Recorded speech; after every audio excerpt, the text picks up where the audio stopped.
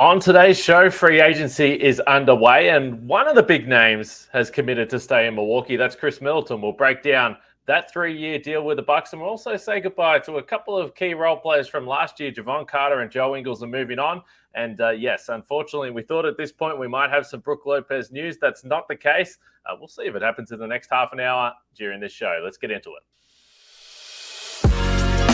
You are Locked On Bucks, your daily Milwaukee Bucks podcast, part of the Locked On Podcast Network, your team every day. You are Locked On Bucks. My name's Kane Pittman. You can see and hear me on this show Monday to Friday, and also find my work over at ESPN. Alongside me, the founder of brewhoop.com and longtime voice of the podcast, Frank Madden, for today's show that is brought to you by the Game Time app. Download the Game Time app, create an account, and use the code LOCKEDONNBA for $20 off your first purchase. Last-minute tickets, lowest price guaranteed. As always, we thank you for making Locked On Bucks your first watch or first listen of every weekday, particularly on a big day like this. We are a couple of hours into free agency. There's been a heap of deals that have gone down. We'll talk about the Bucks. We'll also talk about everything else across the NBA, but we appreciate your support. If you haven't done so yet, follow, subscribe, drop a like, a comment, all those types of things, and let us know how you're feeling a few hours into free agency. And as I said, this might continue to evolve as this show rolls on. But Frank, I think the one place to start was Khris Middleton, and I don't think there was a high level of stress about what was going to happen with Khris, but there was certainly curiosity with the number. And 3 years, 102 is the figure that's been reported. A player option, obviously, at the back end of that in the third year. But where do you sit on the 102? Because maybe the per year is a little bit higher than we had discussed over the last few days, but 3 years as opposed to 4. Yeah, and Kane, remarkable restraint here, starting with Khris Middleton and not Joe Ingles getting $22 million from John Hammond and company in Orlando. Yeah, I mean, I think if you had told me, a month ago as we were kind of gearing up for free agency that Khris would ultimately get 3 years, 102, I would have, breathed a huge sigh of relief. Right. I think when we looked at kind of the range of outcomes, when free agency was starting, I was thinking, Bobby Marks and some others had thrown out sort of this idea of like 3 for $90. Maybe that's like a range of what he could get on the market. I thought the absolute uppermost was probably like 4 years, 160. Like it could get, depending on what teams like Houston, Sacramento, some of these other teams, if they had interest in Khris, could they push the envelope and really force the Bucks to go for a really big number?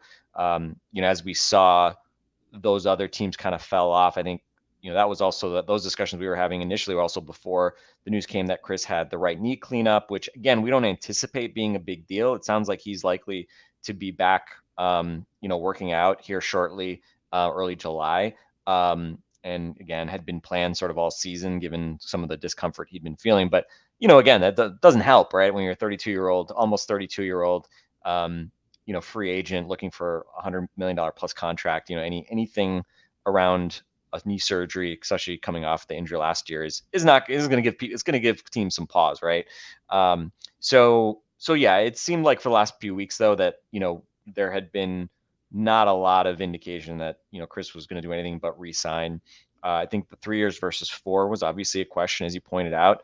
I think 3 years again, just when you want to think about this now that he's back in the fold, you can start to think about like, okay, what are the kind of option points from a transaction perspective, right? If things don't go the way we want them to, revisiting him as a trade asset, I think he's easier to move at 3 years rather than 4 years, just given the age and some of the durability stuff from the past couple of years. So, if you ask me, like, would you rather have Khris Middleton on a 3-year, $100 million contract or a 4-year, $130, $140 million contract? I would say let's do the 3-year option. I think that, again, just gives you a little more flexibility. And of course, John Horst special, 3rd-year player option, Kane. Hey, yo, brother. Had to do it. Again, at that point where Khris would be, I mean, you would probably assume, we'll see what the structure of the contract comes out at. It would be very, very surprising to me if this was not a deal that starts at the lowest point and escalates to get to that 102 million. If it's 102 million without incentives, which I think that's the big question now, is are there incentives in there potentially, I think we've been hearing some indications that maybe it was like 95 million, and then it inches over 100 million. Is that last bit there? Is that some incentives that were thrown in there, potentially some unlikely incentives meant to create some optics so that, they could claim a $100 million contract, which of course every agent would prefer to a $95 million contract. We'll see. We haven't heard that yet. Hopefully by tomorrow, maybe we'll have a better indication. So that really matters because again, like we're kind of very interesting gradations here where the Bucks land for Khris and Brook and what that means for bringing back Jay Crowder potentially. He's really the only guy left that you might spend more than the minimum on of your returning free agents, and then potentially using the taxpayer mid-level of $5 million. So if it was $31.5 million, there's some things they can do. Obviously, they can make a trade to reduce salary or something like that. But at 31.5, the magic number for Khris plus Brook that we've been talking about has been about 49 million. At 49 million, you can basically get to 15 roster spots, pay Jay Crowder potentially like a $4 million make good sort of come back 1+1 type contract, and also use the full taxpayer mid-level of 5 million and be a little bit under that second apron of 182.5 million.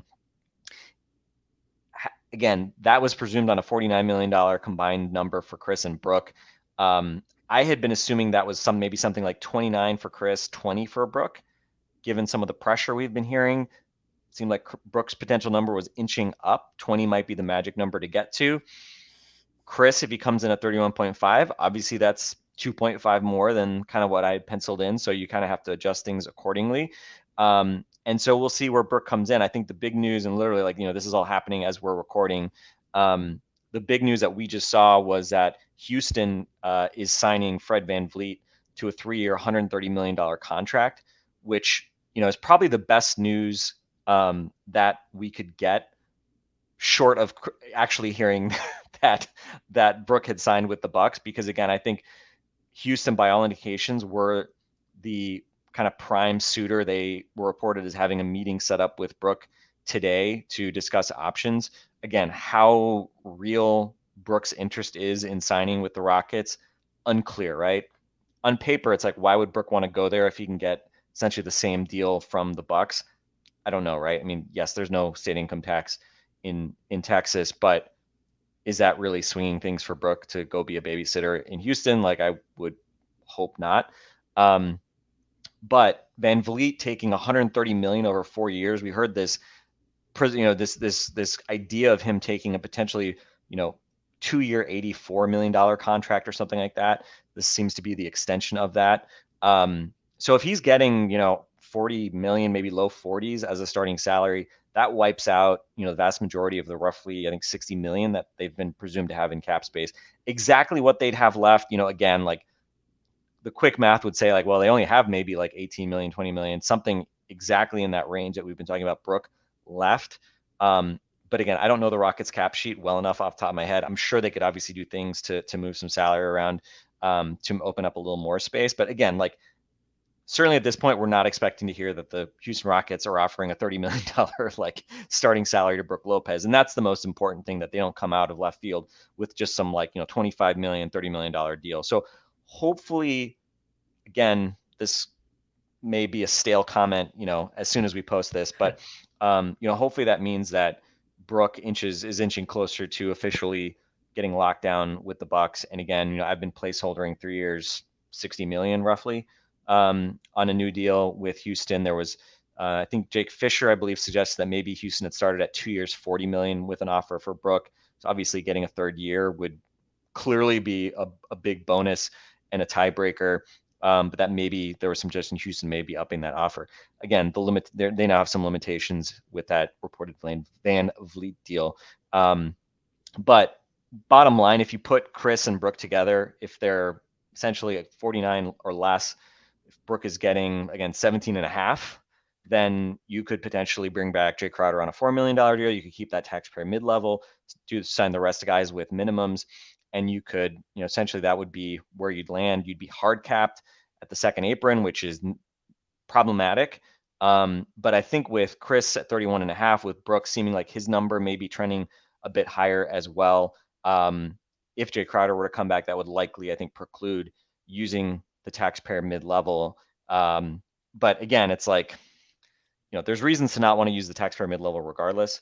So now I think we just sort of wait. And I would say, an interesting thing, I always think back to the Ursan Ilyasova deal at, 1201, whenever that was. I don't know I can't remember if that was before what I think that was back when it was still midnight. If you're using your full mid-level, like right off the bat, we saw with Ingles last year, Joe actually ended up playing well, but like you generally don't get like the bargain basement contracts right at the start of free agency, right? Because that means that people aren't shopping around. They're like, oh, I'll take that deal, right?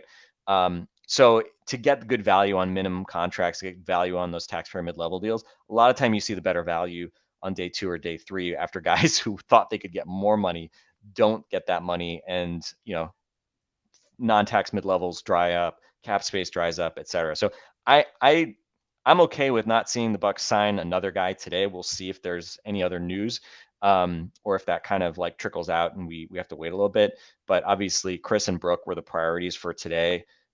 One down with Khris Middleton. That's, I'd say, good news just in general regardless. And now I think just the big question is, from a bean counting perspective, what is that Khris starting salary actually at? Are there incentives in there? And then most importantly, where does Brook end up, assuming he does come back? And then we can kind of pick up the pieces, because you're not using your taxpayer mid-level until you know that Brook is coming back and where his number is. So kind of everything has to wait until Brook Lopez and his situation is resolved. And it was a little bit interesting as the clock ticked to 6 p.m. Eastern, or 6:01 Eastern, 5:01 Central Time, because there wasn't the usual absolute rush of deals or tweets that came through. It took a little while. So we had to wait a little bit for Khris. And I was on a flight. I've just landed in LA. So I was on the plane, like scrolling on the plane Wi-Fi and waiting for some kind of news. But we got some other big names before we actually got to the Khris one. But I would say it was a nice number to see for sure. And then we'll wait and see the details on that deal.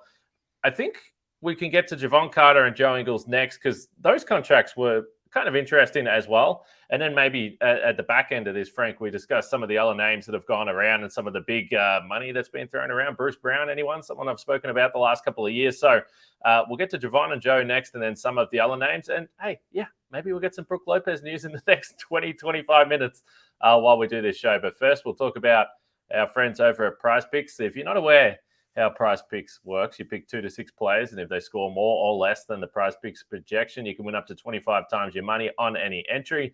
No competing against other people. It's just you versus the projections available. Prize Picks offers those projections on any sport that you watch. So right now, it might be baseball, it might be WNBA, any type of college sports. I don't know what's going on. Esports, NASCAR, tennis, boxing, MMA. You can find everything on Prize Picks, and entries can be made in 60 seconds or less, and it is safe and fast and easy to use. So download the Prize Picks app or go to prizepicks.com to sign up and play daily fantasy sports. First-time users can receive 100% instant deposit match up to $100 with the promo code Locked On. Don't forget to enter the promo code Locked On at sign up for an instant deposit match up to $100.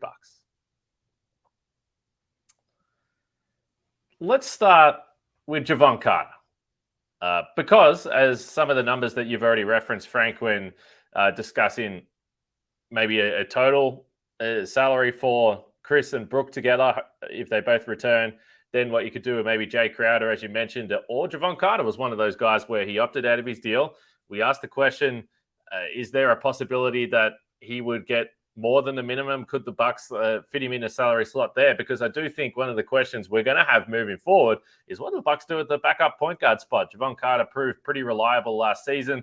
He's going down the road to Chicago, 3 years, $20 million. And I spoke about Jevon a little bit earlier this week, and I thought, I don't know. I think the Bucks have to do something at the backup point guard spot, but it was a tough postseason, but we didn't see him play against Boston that much.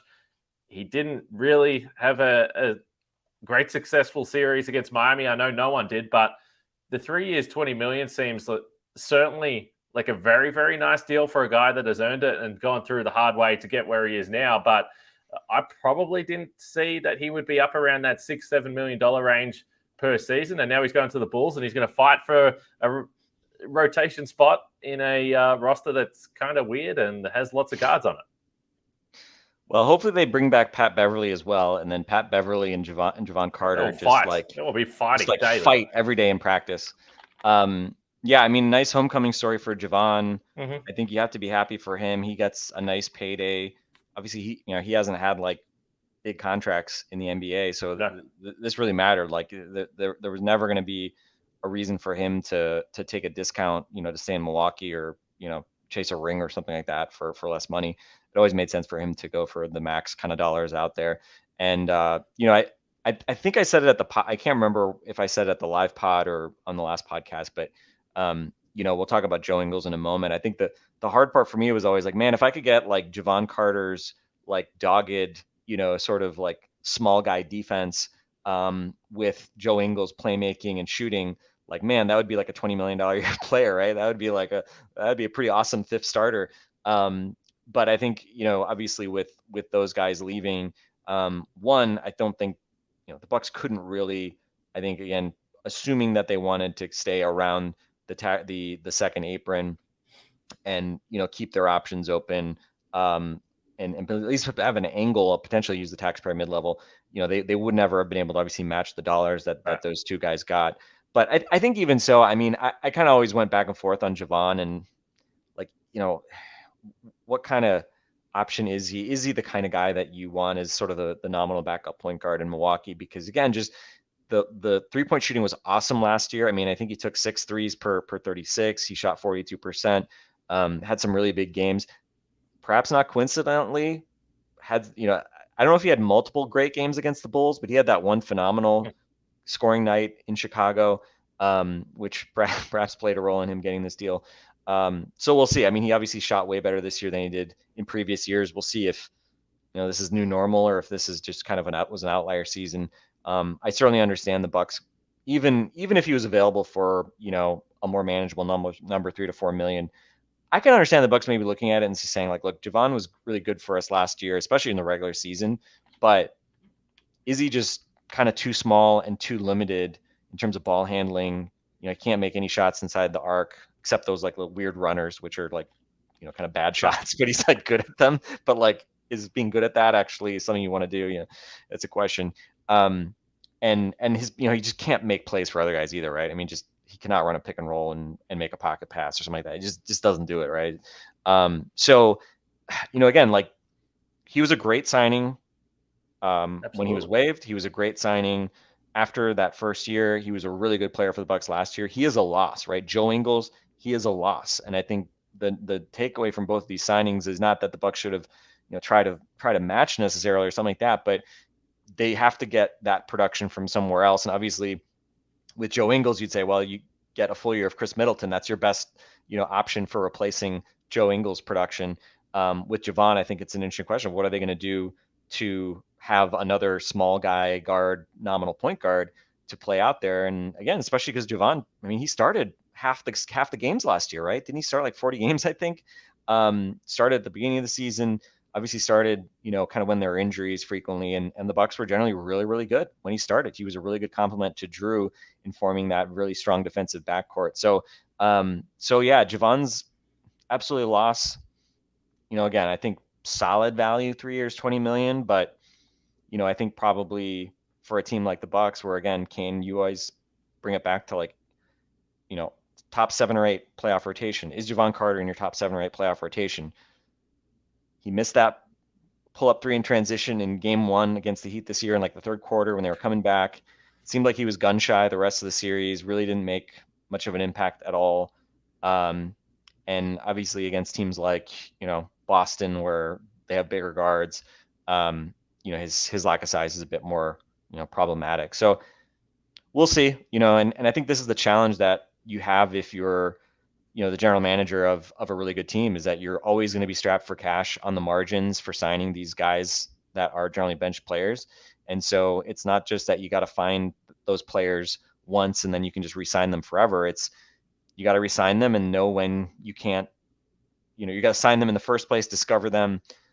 Hopefully they become the best versions of themselves with the Bucks. I think we saw that certainly with Jevon Carter, and we saw a really good version of Joe Ingles coming off the injury last year. And so now the challenge for the Bucks is like, how do you find the next Jevon Carter, and how do you find the next Joe Ingles or a different type of player to take those minutes and be productive? So yeah, it's kind of the nature of the beast. I think when you're, at this level of spending and you have the type of top end talent that obviously costs a lot of money as the Bucks do. All right, I've got a question for you regarding Joe Ingles and Jevon Carter. So I want to get to that next because, look, as you pointed to, regardless of the negatives for both players, that fans that we saw in the YouTube comments, and maybe there's some people that weren't that disappointed. Maybe there was just surprise about the dollar figure that those two guys got.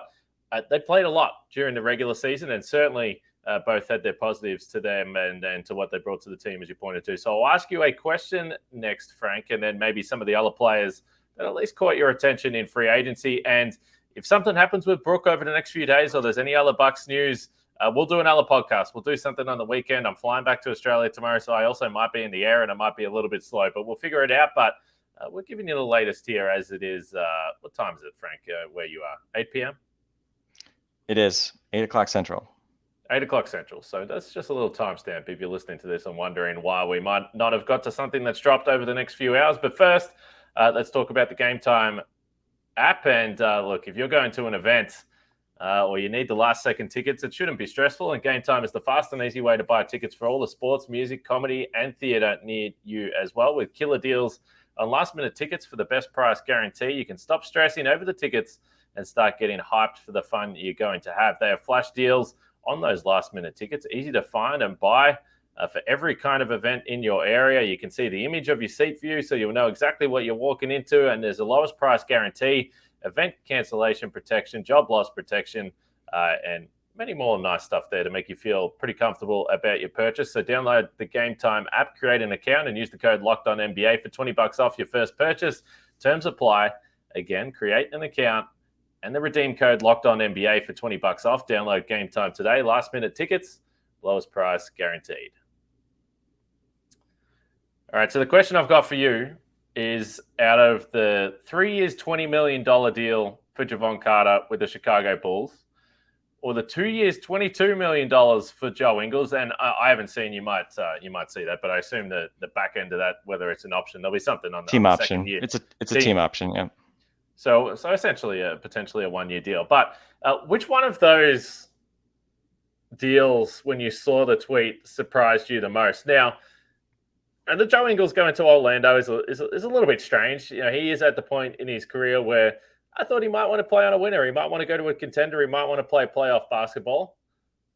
So to me, I was a little more surprised when I first started to read some stuff about Joe Ingles potentially going to Orlando a little bit earlier in the day. But the other part that's a little bit surprising that maybe people didn't see coming for Joe was he came off the ACL. He was 34 when he was making a return. And when the Bucks signed him a year ago, it's like, okay, well, you're spending around $6 million on a guy that's only going to play half a season.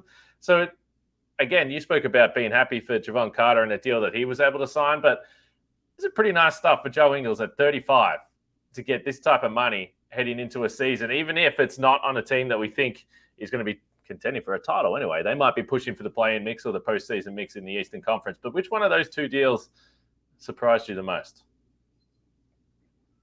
Yeah, and I think, the Joe deal definitely surprised me more. I was like kind of thinking like maybe he's going to take a minimum deal somewhere.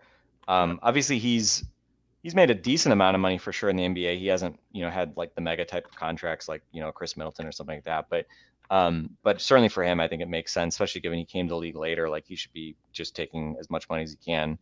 But yeah, I think getting almost full non-tax mid-level dollars is great for him, right?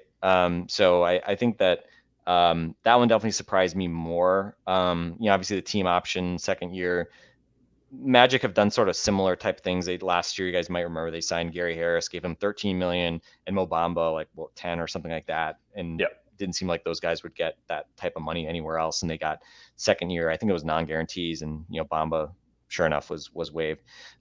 So I think that definitely surprised me more. But Joe Ingles, and we saw what he could do in terms of being like a stabilizing force and a ball handler, which was especially important when you had guys like Jevon Carter, right? Having a nominal point guard like Jevon Carter, who's not really a playmaker, or orchestrator, it made it all the more important that you had a guy like Joe Ingles who could do that in from the wing. And so we'll see kind of what that means for Orlando. Obviously, they've got a ton of young mouths that they have to feed. So yeah, good for Joe. I think you look at both those contracts and you say, happy to see those guys get rewarded. And now the question, for the Bucks is like, how do you fill the gap that's created from their departures? And is it young guys, internal development? Again, I think we want to be very careful assuming that any of these like rookies are going to do anything. What's Marjon Beauchamp ready for? And how much is it going to be tied to just playing a bit differently maybe than they did a year ago? But certainly, Brook Lopez and Giannis, some of those sweet left-handed alley-oops and bullet passes and pick and roll, those are no longer going to be there from Joe Ingles, which I'm sure they will miss, assuming Brook is back.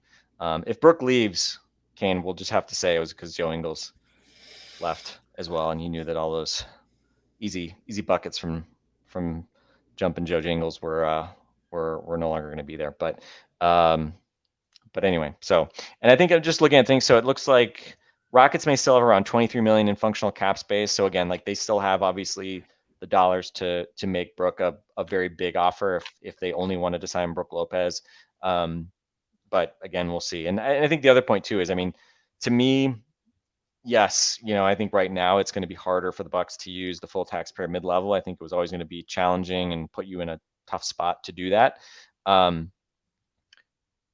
Don't worry about having money for the taxpayer mid-level. Like job 1 and 2, and the only real jobs here were bring back Khris Middleton, bring back Brook Lopez, and figure it out where you are after you do that and secure those guys' returns. So again, I don't think we'll see much in the way of other moves until Brook's situation is resolved. But if that means not using the taxpayer mid-level, so be it. That also means I think it's more important to bring back Jay Crowder just for a depth piece and a movable salary potentially later in the season. But again, job 1 at this point with Khris back in the fold, check the box. Great news there.